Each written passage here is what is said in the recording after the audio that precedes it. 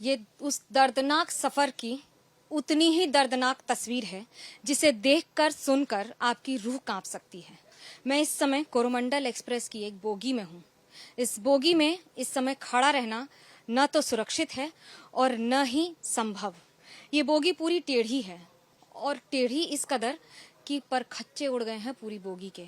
यहाँ पर लोगों के सामान, उनका सारा सामान, फटा हुआ बैग, बोतल, चप्पल, कपड़े, लैया चना, मूड़ी, उसके अलावा आधार कार्ड, आइडेंटिटी कार्ड लेकर चलते हैं और बोगी में अब कुछ बचा नहीं है।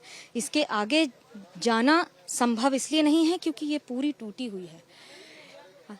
कल्पना कीजिए कि 80 से 100 टन की एक बोगी जिसे कितनी तेज धक्का लगा होगा कि उसकी खिड़कियां यहाँ गिर गई आकर। सारा सामान यहाँ पर है और लोगों को यहाँ से शवों को निकालना उससे भी बड़ी चुनौती। जब ऊपर वाली सीट ही नीचे झूल जाए, जब दोनों आपस में एक ही बोगी की ये पार्टीशन टूट के अलग हो जाए और उसके साथ कोई भी सीट अपनी जगह न हो, तो वो इस हादसे की तस्वीर है जो ये बयां करती है कि इस हादसे ने न सिर्फ कितने लोगों की जान ले ली है, बल्कि ये प्रमाण छोड़ दिया है ये सामान के तौर पर कि ये हादसा उस समय कितना दर्दनाक होगा। कितना दर्द, कितनी चीखें, कितनी तकलीफ हुई होगी लोगों को, जो यहाँ पर किसी का झुमका, किसी की चूड़ी, किसी का सामान, सब कुछ यहाँ पर ऐसे ही पड़ा हुआ है। और उसके साथ ये पूरी बोगी की तस्वीर जो ये बता रही है कि तबाही कितनी गंभीर रही है। कोच पूरा टेढ़ा है, खड़ा रहना मुश्किल है क्योंकि गुरुत्वाकर्षण के हिसाब से आपको सीधा खड़ा रहना पड़ता है। लेकिन जब ये बोगी ही सीधी नहीं है तो इसमें सीधा कैसे खड़े रहेंगे। ये एक बोगी की तस्वीर नहीं है, मैं आपको पलट के दूसरी बोगी की तस्वीर दिखाती हूँ, जो बोगी पूरी तरह से हट चुकी है, ट्रैक पे ही नहीं है और इतनी बुरी स्थिति है कि जिस वॉशरूम के पास ये पूरा इलाका जो दो बोगियों को जोड़ता है वो इस समय बचा ही नहीं है। ये बोगी से आपको अंदाजा लग जाएगा कि किस तरह से यहाँ पर ये सारा सामान गिरा पड़ा है और ये यहाँ पर कितनी बुरी स्थिति में यहाँ पर सारा ये झटके लगे होंगे कि कांच के टुकड़े बेसिन में आकर गिरे हैं। और एक नहीं, पूरी की पूरी ट्रेन में कमोवेश यही स्थिति है। स्थिति इतनी खराब कि यहाँ खड़ा रहना, अपने आप को संभाल पाना मुश्किल है। ट्रेन पूरी बोगी टेढ़ी है, आप यहाँ पर सीधे इसलिए नहीं खड़े हो पाते हैं क्योंकि बॉडी इक्विलिब्रियम में नहीं आ पाती है, जिसकी वजह से सीधा खड़ा होना बहुत ही ज़्यादा मुश्किल होता है। और इसी में पूरी रेस्क्यू ऑपरेशंस जारी हैं, घंटों घंटों घंटों।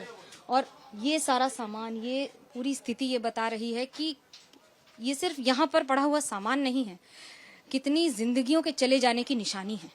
कैमरा पर्सन सूरज पांडे के साथ मनोज्ञा लोईवाल, बालासर, उड़ीसा, एबीपी न्यूज। बहुत ही बड़ी ट्रैजिक एक्सीडेंट है ये और सभी दिवंगत आत्माओं के साथ हमारी प्रार्थना है। कल रात से कंटिन्यूअसली रेलवे, एनडीआरएफ, एसडीआरएफ और राज्य सरकार सभी मिलके रेस्क्यू का ऑपरेशन कर रहे हैं।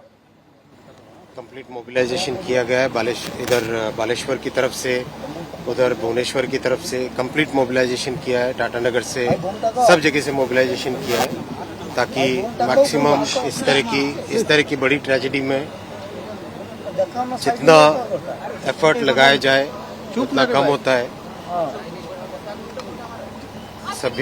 उन सभी परिवारों के साथ मेरी प्रार्थना है जिनके परिवार का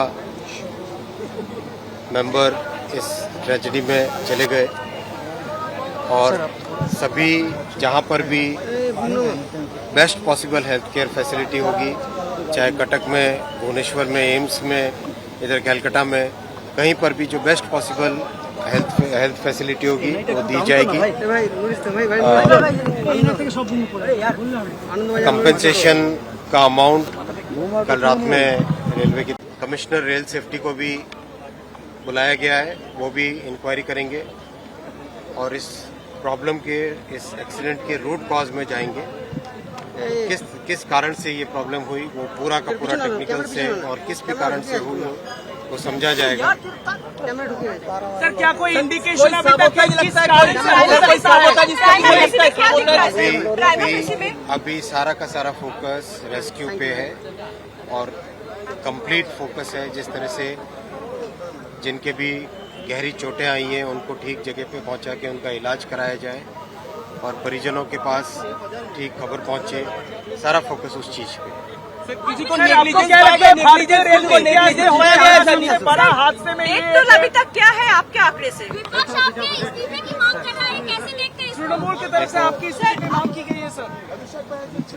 ये जिस तरह की घटना है, ये जिस तरह की दुर्घटना है, उस दुर्घटना में सबसे पहले हमारा फोकस रहना चाहिए मानवीय संवेदना।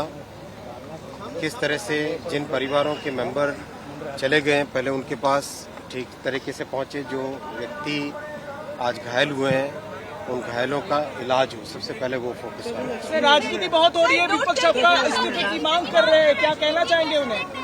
मैं यही कहूंगा कि अभी सबसे पहला फोकस रखें रेस्क्यू पे और रिलीफ। सर एक अहम सवाल, कब तक ये रूट जो है चालू होगा, ठीक हो जाएगा सर? कब तक संभावना हो पाएगी यहाँ पर रेस्टोरेशन का काम तुरंत चालू होगा।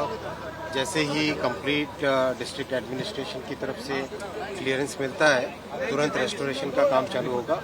ऑलरेडी जितनी भी रेस्टोरेशन के लिए मशीनें हैं वो डिप्लॉय करके सोरो में खड़ी है। अभी ऑलरेडी मैं रास्ते में सर देख एक के आया चीज, हूँ। क्या पहले डीरेलमेंट हुई उसके बाद टक्कर हुआ? क्या पहले इंक्वायरी के बाद में ही सब कुछ पता चला। किसी का नेग्लिजेंस मिला है सर? किसी का नेग्लिजेंस अभी नहीं कहा जा सकता, इंक्वायरी के बाद में ही पता चला। सर डेथ टोल के बारे में जरा जानकारी दे दीजिए। डेथ टोल डिस्ट्रिक्ट एडमिनिस्ट्रेशन और इंडिया एडमिनिस्ट्रेशन की तरफ से कंटिन्यूसली आपको अपडेट किया जा रहा है, उसी नंबर को आप लेके चलें। किसी को सबोताज लग रहा है सर? सबोताज इसके पीछे? अभी कुछ भी कहना उचित नहीं है, इंक्वायरी होने दीजिए और सारा फोकस रेस्क्यू और जो घायल हुए हैं उनके इलाज पे फोकस करें। सर आपने क्या देखा, अभी भी कितने लोग फंसे हो सकते हैं? जानकारी आपको रेल के अधिकारियों ने क्या दी? सब सारा का सारा फोकस मैंने कहा जैसे आपसे रेस्क्यू और इलाज पे ध्यान दिया जाए, रेस्टोरेशन पे ध्यान दिया जाए।